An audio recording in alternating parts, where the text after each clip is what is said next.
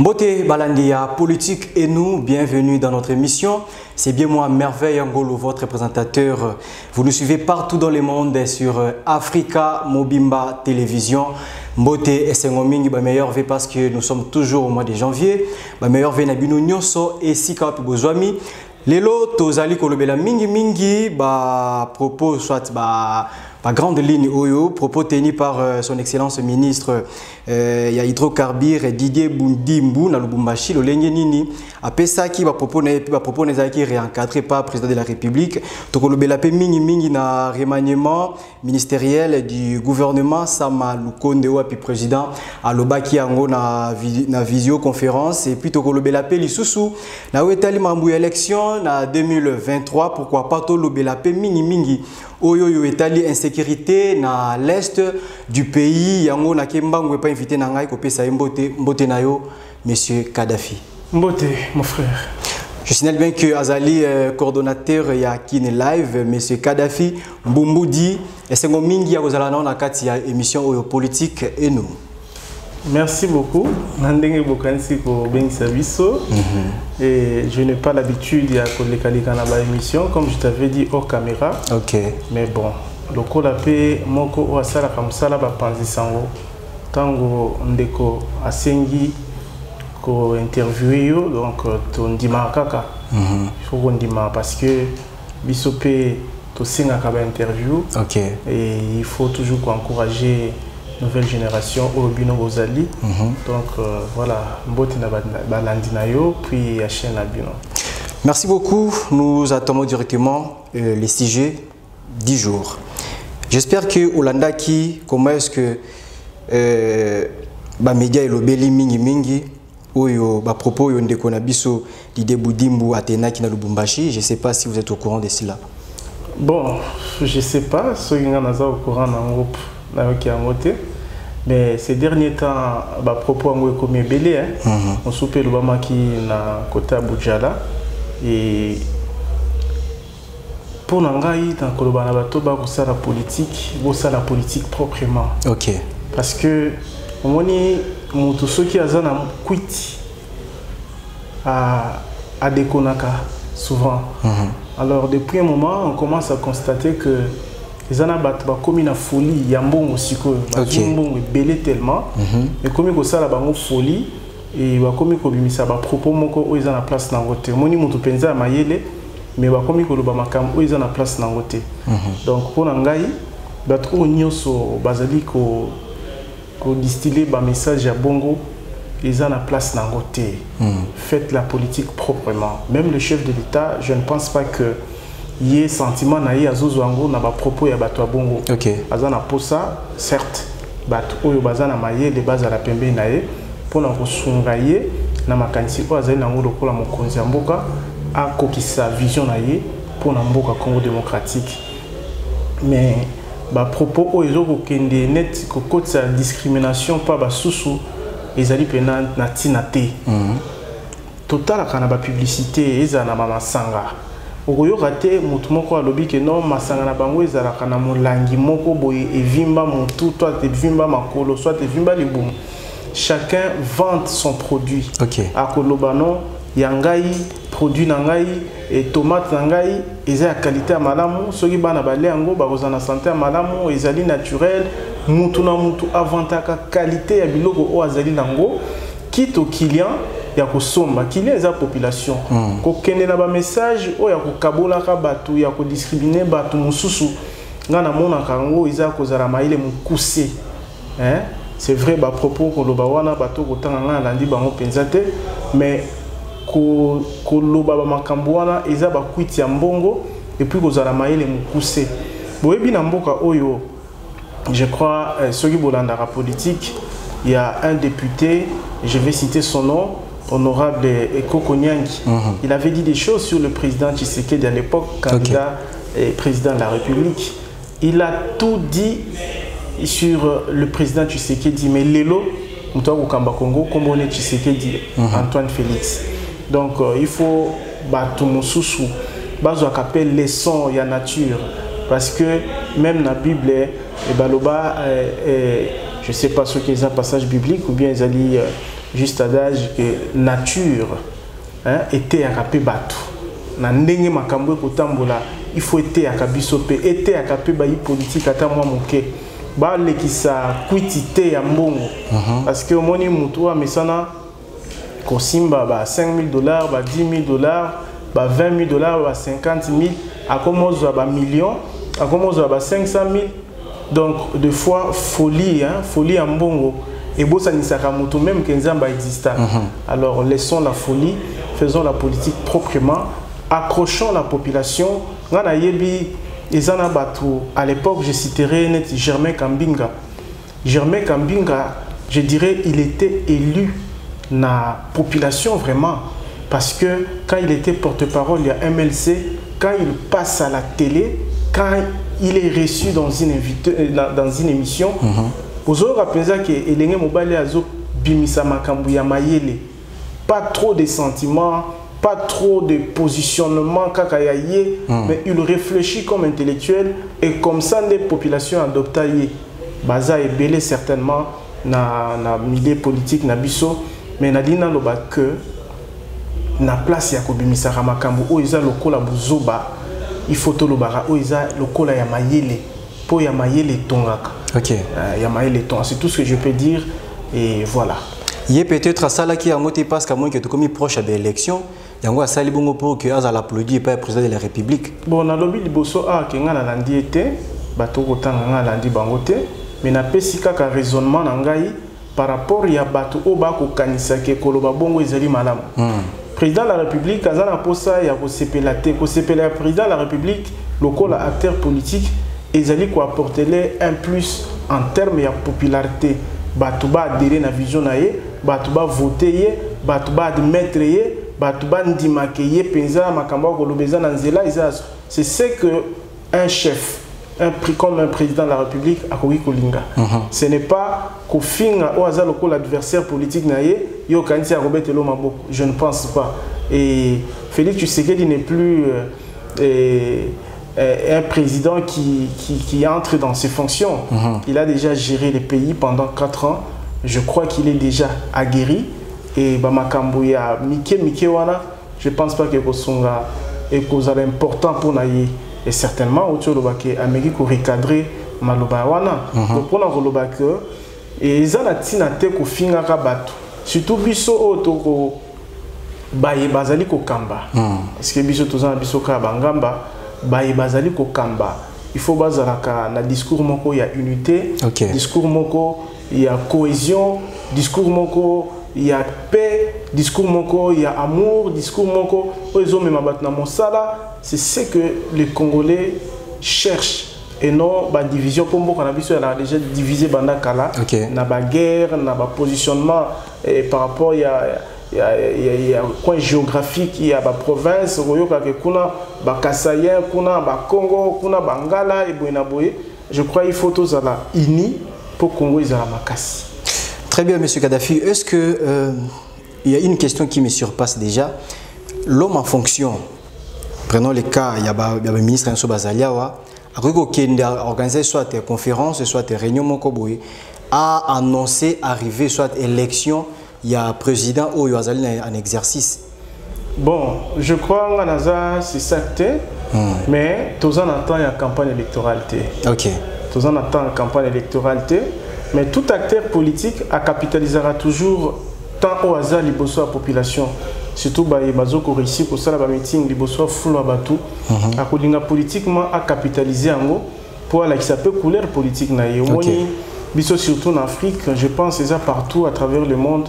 Bakonzi balinga kaba kumisa bango bakonzi balinga ka azwa assurance que mutuana réellement azana ngai et makambo wango souvent il bomaka ba place publique et cause à la déclaration politique au baché na ba télévision place publique et cause à la conférence moko boye congrès et cause à la meeting moko boye et à profiter à lobi makambo na ye bon tozo kende vers l'élection toza déjà na moment y enrôlement et ba politiciens de na lobby ils ont tendance à capitaliser à chaque fois bazar de la population pour la couleur politique et surtout Mikolo Batunio Soba pour soutenir le président de la République Félix Tshisekedi.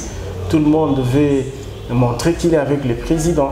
Donc, dans ce sens, Moutakoki, certainement, que bongo.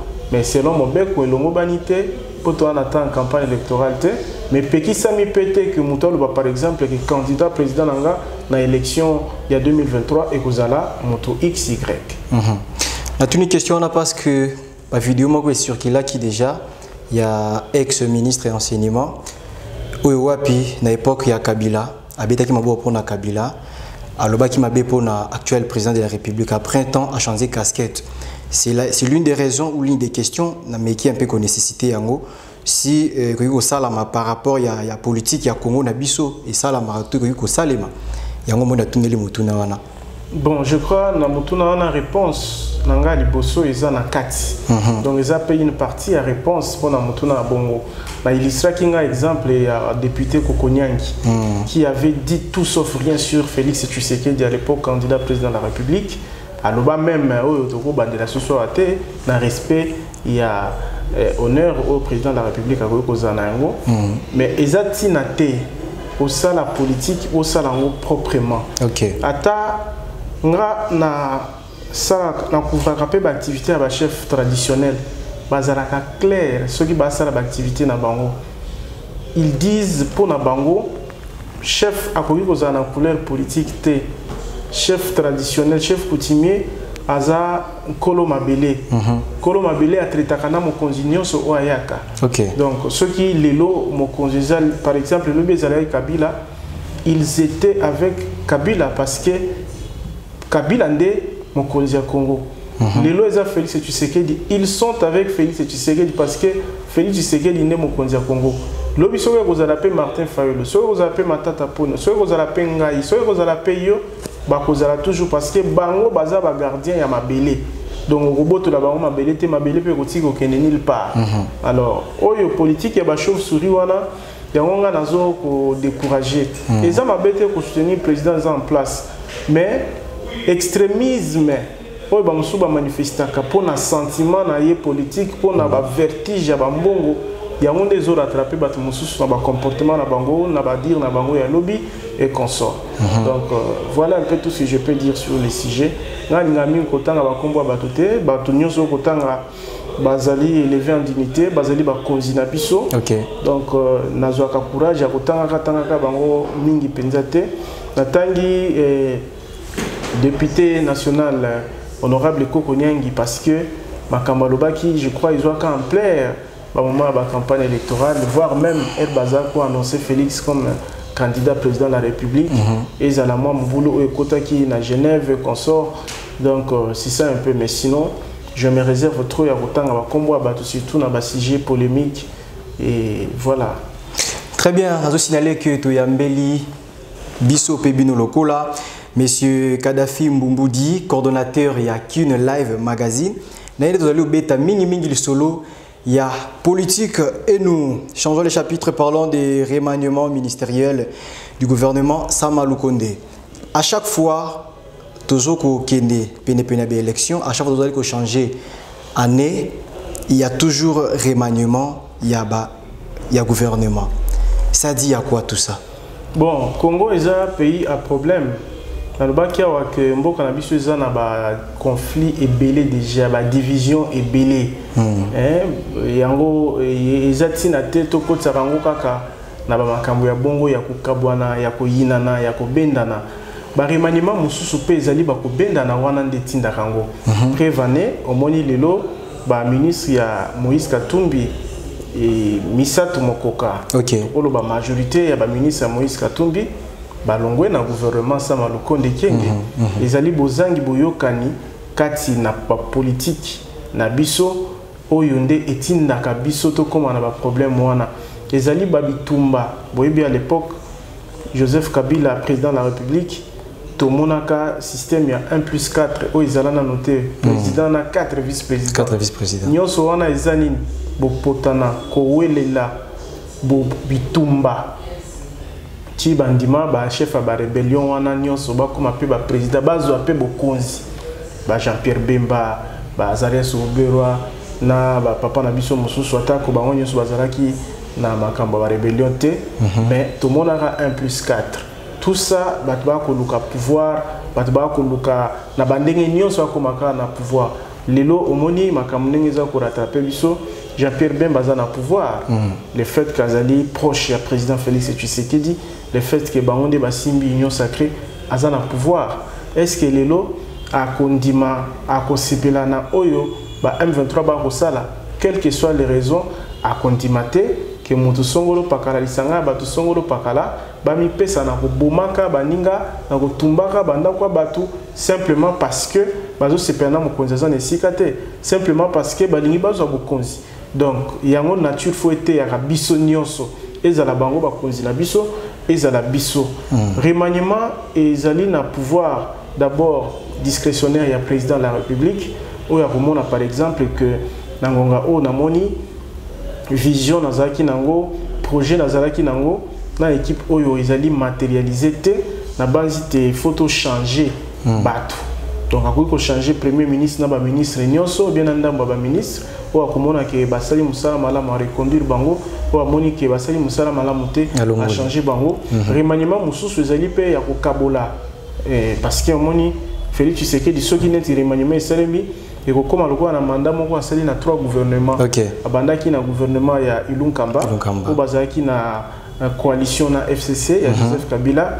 ba potani et sali a panzi lisanga wana ya FCC cash a créé mosusu union sacrée o ba Moïse Katumbi ba Jean-Pierre Bemba bayaki kokota awa pe makamangwe kotambola neti mwa boyeboy netika Moïse Katumbi batone ba bimi yepe abimi donc il y a déjà des équilibres bazako zo une partie la institution éthique a du vide faut la combler mais pourquoi pas qu'on remplacer qu'on ira qu'on changer bah qu'on peut qu'on remplacer et d'ailleurs naoka qui n'est dans ministère à plan premier ministre à chaque ministre moko ko sala intérim et je crois que ça sera le même pour notre transport et bah ko chapé intérimaire mais voilà mususu kuna zalaka vice ministre je crois donc yaye et ko poser un problème mingité dalinga kana évoquer et moi makambo et ça que remaniement et quota. Hein? Donc, ils ont dit soit président za na posa ya résultat ou ya zuité na équipe wana soit bo potanika ka oyo ba division politique ko benda na ko potana ko loka ba pouvoir bato musu soit aolinga ko élargir bato musu ba quota et tout ndenge kaka makambo ko tambola. Donc si je comprends bien ba propos na yo asali yango parce que Moïse Katumbi asali na remaniement bientôt là d'ici quelques jours des en tout cas ngai lokola mutu nakoloba mutu azana mwa boyebi na kokite koloba ke président zo sala remaniement lobby bien lobby kuna mais annoncé yango dans quelques jours na bandai koloba ke zali d'abord pouvoir discrétionnaire naie donc ceux qui annoncé ko sala remaniement certainement a ko sala yango mais la petite raison où est-il d'accord mon congé ça la remaniement donc voilà na osuka je vais finir avec ma question azali ko sala soit azui mano ya ko sala yango parce que Moïse Katumbi alongwe yango azui likanisa ko zipa ba trois na ba ministre na yeto azali ko sala yango pour l'avancement ya pays bon ce qui tobi déjà pouvoir discrétionnaire et à lokola secret ya chef secret ya mon congé donc yemoko ayebi place mbeba ezali yemoko a le place besoin réel les alliés au sein de la remaniement donc bisonio sotokoloba et cause en amoka na cadre ya ba commentaire et cause en cadre ya analyse mais yemoko parce que baloba ke mokonzi mboka c'est la personne la mieux informée de tout ce qui se passe au pays donc yemoko nde ayebi ntina nini azo ko sala remaniement mais kolongo ya ba ministre ya ensemble pour la république ezali pe élément mais je ne pense pas que élément ya makasi na ba détourner mais ça détourner ça fait partie aussi na makambo remaniement non bon nga na ko affirmer ngo to ko infirmer te ba tous ceux qui ba détourner to comment justice et la bango et puis IGF certainement à constater na ba situation on a pour ça la banquette et puis à produire ba rapport et voilà donc tout est là bas lelo yo le président de la République a annoncé, a prononcé déjà banda vendredi, et puis belé ba ministre oyo wapi bazana kati ya gouvernement ya Sama Lukonde, bazala ba position na bango déjà, ou batali cette batala ni si mandoki. Ce qui tozu côté ya ministère de l'enseignement, tozu ya hydrocarbures, il y a infrastructure ou déjà ma position dans la sala. Au cas où que les loyaux, le président a annoncé bon approuvé en OP. Le ministre wana bazongi et puis basali l'équipe na bango ya sika. Parce que le lo jeune nyonso ko motambo na eloko ete to linto mona eloko ya sika na kati ya mambo ya sika. Kaka le même bato wana ou bazaki na kati ya pouvoir na kati ya gouvernement ya sama lokonde. Je ne cite pas les noms ya bato na tangi awa. Soit to bato oyo ba détourner to basala mabe. Bazongi sika bilongi na bango na se. Et tant que homme du média oko juger loko wana ndengeni. Bon nga pena ba jugement na zanango mingité balinga ko juger na nga bato te. Nalinga rabatunde basala makambo o eza bien pour na batu nyonso. Parce qu'aujourd'hui la population congolaise souffre. Ezala local obstacle pour na ngate, pour na cameraman te, pour na bandeko ba kota la biso te, mais ezala canal o tokoki ko édifier bato ba ko na biso, ko pesa bango mwa boyebi na biso, ko pesa bango makanisi na biso. Mais ceux qui eko koma likama pour na basusu nga nazalaka David, c'est pourquoi na évita ko juger. OK. Na ebina politique ba tuba na ko éviter na ba parti politique balobaka pouvoir pour na ko conserver yango. Et bango pe lokola ba ministre ba yoki déjà goût ya pouvoir ba yebi déjà ko simba bambongo pour na biso awa. Oyebi pour na ko simba ba millions fois ko maka ministre ezana ba tout certainement bazana ba affaire na bango pe ya makasi. Mais au commis ministre na Congo atoza ko vanda na ba fin fois à Kinshasa au koma rova na Gombe. OK. Ba komona da 6 mois donc na Congo soki moto a commis ministre ana capacité à causer même le pan on a 6 mois na kati ya commune à Gombe oza lokola siège à l'institution en Mboko na biso. Donc je veux dire que lokola bato va pouvoir pour na conserver ngo bato mususu pe na avant il y a changement au Ezoya, c'est-à-dire maniement dengozo kolubawana et bakoki pe ko kosala ba manœuvre pour na ko yokisa mongo na bango na mokonzi biso tozaka nayo pour ba maintenir bango.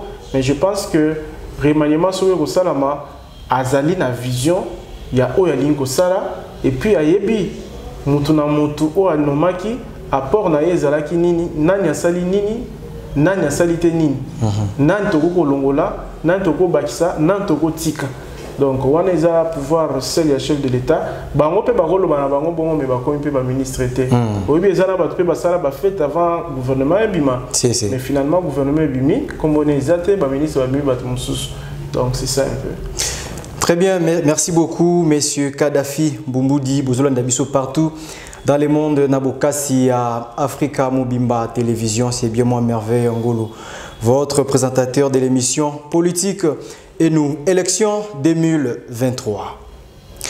J'espère que aux la mini pene il y a ba politiciens, il y a ba députés au baza déjà na au baza que c'est prétendre que ba comme ba député national mouvement na bango na terrain ezali ndengeni. Bon zaka ba iba ko prétendre que comme ba député nationaux té ba sosupe ba ko linga ba comme ba député provinciaux ba sosupe ba ko linga ba comme ba conseillers communaux ba sosupe ba ko linga ba comme ba président de la République.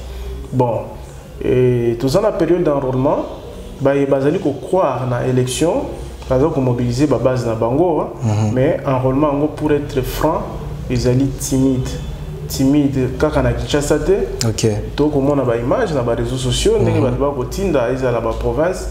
Donc apparemment makambo esalemi penza ndenge bato basatanda ki te ezala, mais est-il que Seni a mis cela au calendrier électoral naé pour que le 20 décembre si je ne m'abuse élection ezala na Congo démocratique. Espérons que kozala, mais j'ai été un peu tiqué na koyoka président de l'Assemblée nationale et bayambie na madame Eliane, je pense, la présidente de la Chambre des représentants et du Parlement belge, Bamba qui est en Belgique, président Christophe Mbosso, a sengi que le gouvernement belge est sur le Congo démocratique pour essayer de s'habituer à l'Est pour les conséquences et pour entraîner les conséquences de l'organisation de l'élection. Bon, on est je ne sais pas, bon, en quelque sorte, on a raison dans la mesure où tous les électeurs rebellés peuvent côté kuna, où baza na difficulté, baza ba déplacer des guerres, baza cantonné quelque part, baza na ba condition où longo banité et pourtant élection ce qui est la élection pour la catégorie à bateau XT et pour la congolais nyonso ba parti nyonso faut ils la servi, ba parti nyonso il faut ba voter. Bon, je sais pas ce qui président Lobaki Ango, président Assemblée nationale Lobaki Ango na angle wana peut-être mais ce qui est qui a pour retarder l'élection, je ne pense pas que Kuzalanzela malamo parce que Oebi, après Kabila, les gens attendaient voir quelque chose de très différent. Et malheureusement ou heureusement, Kabila a cheminé ensemble avec Félix Tshisekedi pendant un moment. A Félix Tshisekedi a une union sacrée, a changé les sous-soutenus, union sacrée, je ne sais pas ce gouvernement est bimi, mais dis-moi, population, Azana Posa, ya komone loko bokesenina o ils allaient rater. Parce qu'apparemment jusque-là, bokesenyango ils allaient penser mingité na misala surtout, peut-être na maloba, mais na misala bokeseni penezate. En remet au salama déjà na ba kwenyo so ya République démocratique du Congo. Non, na ba kwenyo sote enrôlement et au salama na première ère opérationnelle. OK. Première ère opérationnelle ils allaient, je crois, dans 10 provinces. Sur la boursanité entre 10 à 11 provinces, entre autres Kinshasa, et Kwilu, et Équateur, province à Grande Orientale, Luanda, tout ça. Donc, répartir dans la ère opérationnelle. Donc, moi, Liboso, et vous avez la première ère opérationnelle, moi, Mibale, vous avez la deuxième ère opérationnelle, moi, Misato Rosala, la troisième ère opérationnelle. Donc, séquencer Bissobongo, je ne sais pas ce qu'ils ont par rapport à nombre insuffisant de matériel ou bien ils ont une planification assainie. Mais sinon, enrôlement et Salama, la première ère opérationnelle. On les a là comme précision. Est-ce que dans le centre Nyon sur les alliés, parce que toujours de Lyon c'est belé, ou peut-être 8 heures qui t'a sur les terrains communs, la population, banda 4h, 19h, bazu et l'autre côté, la place à des machines, c'est tout votre machine, mon copier machine en haut, et moi que kata, que zo bebaka, du genre où tu peux imaginer les sociétés parce que tout ça technicien, il y a machine wana. Avant que ça là pourquoi pas que ça précaution nyonso. Du genre qui dans chaque centre qu'on placer technicien mon côté pour qu'elle ait la macamboana. Difficulté de yangoana on a le babo qui s'est mingi penzate peut-être na maloba mais la misala ils a penzate. Par contre la macamboana enrôlement d'électeurs au tout le monde na ba corneille nanga na ba président au baleka c'est mieux visiblement mieux que oyo eko salama na président Kadima parce que il y a vraiment des réclamations presque partout. Et partout, on a presque dans tous les centres. Presque dans tous les centres. Il y a toujours soit déficit, il y a loco XY, il y a il faut Moussala et les camarades belé. Moussala et les camarades belé parce que c'est déjà très mal parti. Au début, enrôlement et soubassement important pour l'élection. Parce que avant de voter, il faut enrôler. À identifier comme électeur. Alors, le cas déjà, il y a un peu facilité les Congolais au bazar na droit à électeur n'y sauté pour n'a peine à carte d'électeur. Certes, n'a qui peut-être privilège le cas en Panzisango, mais il y a des gens qui réclament que na sali 3 jours.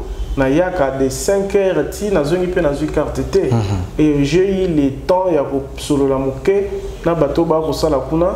Et les jeunes qui étaient devant la machine, la première machine a eu produire au moins combien de cartes d'électeurs par jour? À 80.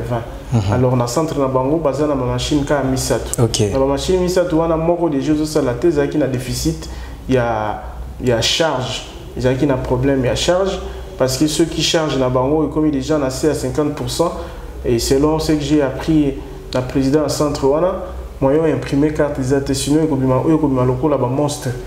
Alors tout déjà ils ont la capacité à produire 80 cartes mais machine moko ils ont un déficit où ils salent plusieurs heures sans fonctionner et on a peut charge kiti et charge kiti baluka ko chaka ba groupe ko chaka ba longe ils ont passé quelques 15 ou 20 minutes sans fonctionner vandi bichopé to vandi na kati ya salle. Tu vois ce que ça donne. Donc, même dans 80 cartes, on a coupé ça na mokolo et comme il est difficile à couper ça. Et ceux qui baza na capacité wana te. D'abord 200 ceux qui ont multiplié ceux qui net ba kokisi 80 na mokolo moko to lo 240 mais flux ya bato ba vous ali banda baza ba plus de 1000. OK. Base là-bas enrôlé bango mutoyer 3 jours 4 jours 5 jours 6 jours 7 jours na ba occupation mususu bato bazakarango mutupa ko lemba et enrôlement ngo ba pesikaka 30 jours. Voilà. Donc opération oyo ceux qui continuent quand ndenge oyo au moins que ba konja seni bazwa makanisi ya kosala autrement Y aura-t-il l'élection présidentielle dans les années 2023 ici? Nalobaki liboso wa kemaroba président de l'Assemblée nationale et meka muke ko tikenga parce que era lobeli que guerre ezali na ba impact négatif sur l'élection na banga ki mwa moke. Mais est-il que mokonzi mboka na ba konzi seni ba ko réitérer volonté na bango ya ko organiser l'élection topé sa bango crédit à chance pour que ba organiser l'élection parce que ce que l'élection salamité je pense que egozamala mingité kozanga ba élection ezalaka à la base il y a ba tension il y a ba mobulu voire même il y a la guerre. OK. Donc faut pas tout fond la sous brèche na espace wana parce que Congo nyoko mi déjà mingi ezonyo ko makino lelo na ba makambo ntio que les kana est Congo konyo ko matuza na passe lelo dollar est commis 22 000 na ndambu quelque chose ouais. Et vous voyez et na espace il y a 4 ans dollars au ezalaka ba 15 000 et baki si au moins 7 000 francs donc presque et baki si 50% il y a tout lango c'est quelque chose qui montre déjà que Makamboza parfaitement bien été et Bakonziba ça l'effort élection Sarama pour apaiser quand même moni erba annoncer que Félix Tshisekedi dit président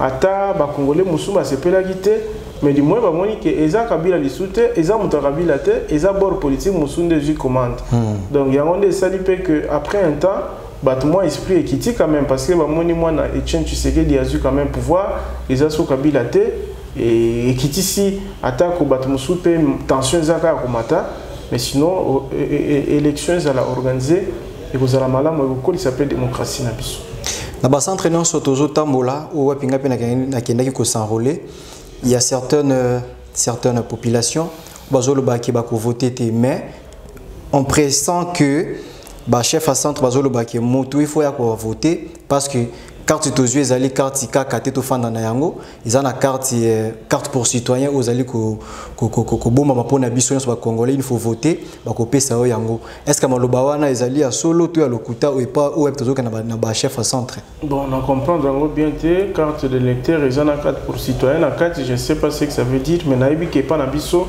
carte d'électeur d'office et la carte d'identité de biso ba congolais pour na biso ba congolais voilà pour la carte d'identité te carte wana isunga na makambo ebele donc oboya ko voter za malamu te mutu aza na âge à voter il faut akende ko voter il faut exprimer choix na ye na mutu azomona ke alongo bani akamba Congo parce que soko voter te c'est-à-dire que o endossé nyonso koya OK donc il faut zilwa kozala chaud to froid. Donc il faut accepter tout ce qui va arriver. Donc pour le président Oba pour encourager Batouba s'enrôler pour voter et il faut qu'on exercer droit civique d'ailleurs. Il faut qu'on s'ala yango et bazora carte était pour qu'on a besoin. Certes les autres sont habitués à makambo belé pour ce que na banque ba osengo carte d'électeur, ce que na ba société o senga visa o ça déplacement par une carte d'identité, et ça important, mais ils ont la carte d'identité, tu voter, ce que Monique mon conju, ou ya ko kamba yo yeyo, pesa chance, ce que Monique ou ya kamba ki yo a cambio bien te, ou bien ou a cambio azo kambo malam, pesa chance à continuer ko sala o yo zolinga, que ozala lobby bana oloba ke non mon konjango wa chela ki biso yo moko voter, o pesa mutu o linga kamba yo chance. Vous allez mopanzi sango ou wapi belé balandaka na kati ya mokili lelo tozali komona ba homme politique belé bazali ko kende kon s'enrôler wapi ba bengi pe presse accompagner bango est-ce que ezali ko se faire partir na kati ya propagande to ko encourager kaka ba électeur ba yape kon s'enrôler non ko sensibiliser bato na ko zo carte d'électeur ezali pe eza important je pense que dans le calendrier électoral ezana il y a enrôlement électeur puis à sensibilisation. Parce que dès que makambo etambolaka beaucoup yo rappel wa que non ba carte d'électeur nyonso ba ko sala wana ezaka po ba voter ka Félix Tshisekedi ata yo voter mutu mususu ko bien ba makambo lokuta bi ma rappel mingi. OK.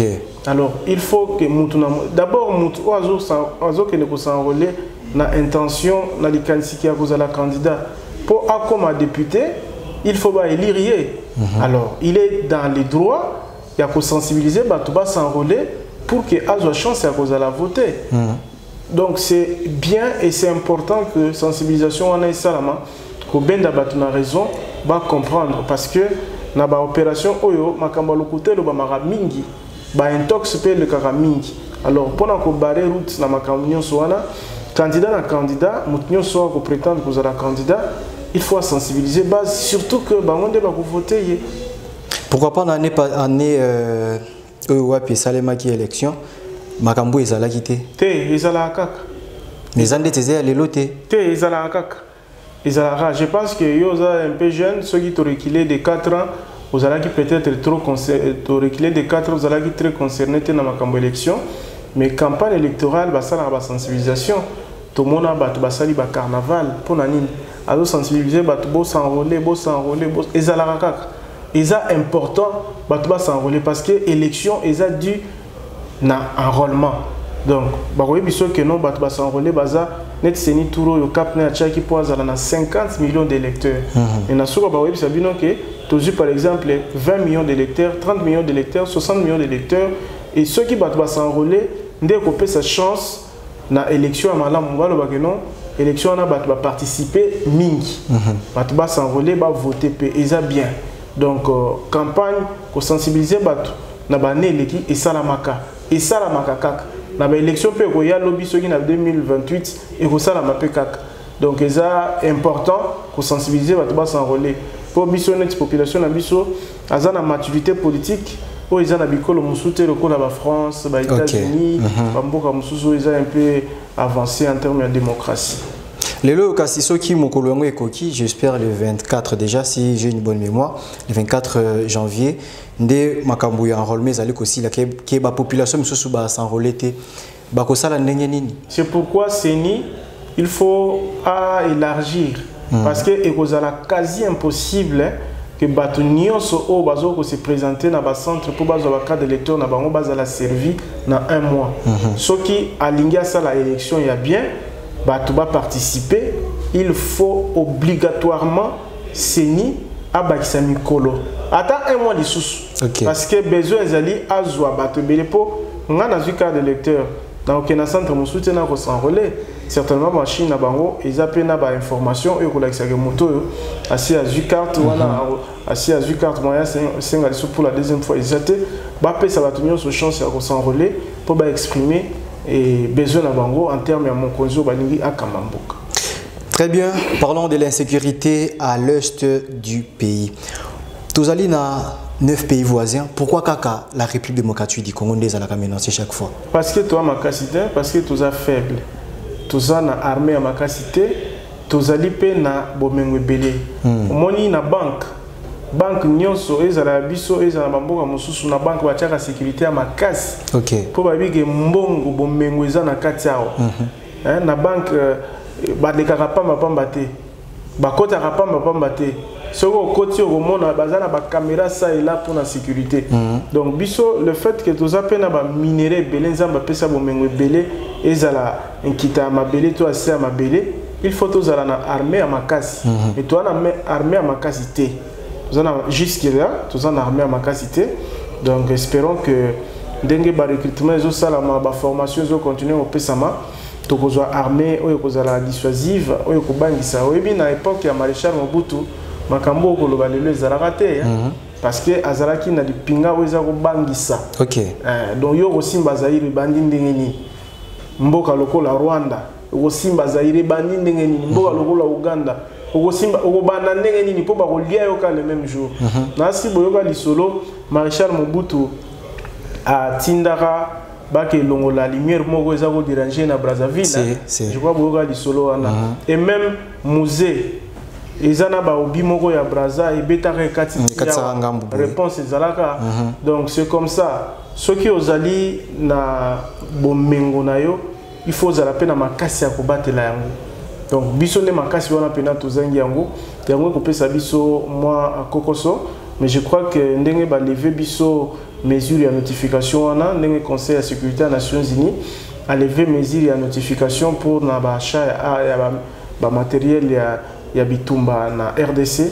Ils allaient déjà là à Malamu, ils allaient peut-être fungami pour tozoa. Pour ma pinga, il faut tozoa na avion de chasse. Tozoa nango point d'interrogation. Il faut tozoa parce que les lots bitumba izaka net o bazo salate na ba M23 bozaka na bazamba bobeta na masasi tout ça. Ceux qui muto ali kolo ba localiser bino soit na ba bombe ba drone bombardier ba bombarder bino la place vous allez. Donc ba M23 na kutu ba komenga na ba ngote. Et puis ba volonté politique PA moi makambo belé comment on politiser. Donc ba komo sala makambo pona ba sentiment na bango pona ba pouvoir na bango et ya on des mois passé quoi. Banda niveau bazali sima ya bitumba oyo. Moya koyebeza te mais toyoka président de l'Assemblée nationale alors qu'il vous les députés à situer qui va député moko na carte Assemblée nationale sortez des groupes armés sinon je vais vous dévoiler. Malheureusement justice na bisopé elingaka bato ba lobeli mokonzi ya mboka mais au président de l'Assemblée nationale a s'adresser na un certain nombre ya ba députés ya kwa moko boye mais justice a ça l'appelle logoté. Mais ezala pena na perchoir en pleine séance de amiral Koloba Makambwana si les autres monate PG à l'andata président de l'Assemblée nationale peut ça une explication ba député ni yango ba na ba groupe armé ti les lopé ceux qui peut bazar donc bazakaka baza pe inquiété yango n'est passé pourtant qu'on a est c'est tous les jours qui passent ne bat bazo de la bat bazo kufa makilezo tanga ata bisoto Koloba loba wa mekuna ezana ba milliers ba centaines de milliers abatu ba kima banda kuna bango ba comment ko vivre na ba cantonnement ba place moko boye ya ba réfugiés ba place moko boye ya sécurité te propriété te et makambunyo soza malamu te poka na okima donc bitumbezelo wa malamu te il faut tozara makasi et puis ba bazali na sima ba groupe armé batika parce que Congo eza biso atalo bi bozu bokonzi beaucoup kamba bokonzi yango na banzete te il faut batu bazala. Toti kolanda ba image moko oti ko circuler ndeko Kagame aboyi ba réfugiés congolais bazala Kagame déjà ko benga ndeko c'est beaucoup trop na minute ko benga mandeko te et président rwandais azali ennemi à ba congolais parce que ce n'est pas aujourd'hui qu'il a commencé obi na est wana ba millions ya batu bakufa toko yoka batu ba kotanga déjà ba ko dénombrer ba musu ba 10 millions ba musu ba 12 millions c'est toute une nation et ça koto ba payer belé va payer belé 12 millions de personnes et cause à la nation mobimba. Oh batba boma donc Kagame n'est pas un bon type. Azam tumoko azo se moquer na biso et ngana zo kamwa et ndengeni biso tozangi makasi liboso ya mboka lokola Rwanda parce que Rwanda est le côté ce qui le Congo est télémi Rwanda côté les maté. Ce qui Congo est télémi Rwanda côté les maté ba konzibatika laxisme bazala na réalisme bazala batu o ba kuluka bien-être la population na bango na est wana batu ba leli mingi puis bazo continuer kolela et cause à la éternellement té. Po bitumba on ici les osenga nini coalition et ça la montre biso na Rwanda to yokana to fanda esika moko nandimite ke na Rwanda to kotika la koyokana nandimite je crois que photos waka makasi esengeli sur le plan militaire et diplomatique Rwanda to remettre à genoux. Voilà, nous chutons déjà vers la fin de cette émission politique et nous Deko Kadhafi et le konito ko retenir selon ba point auto souligner lelo.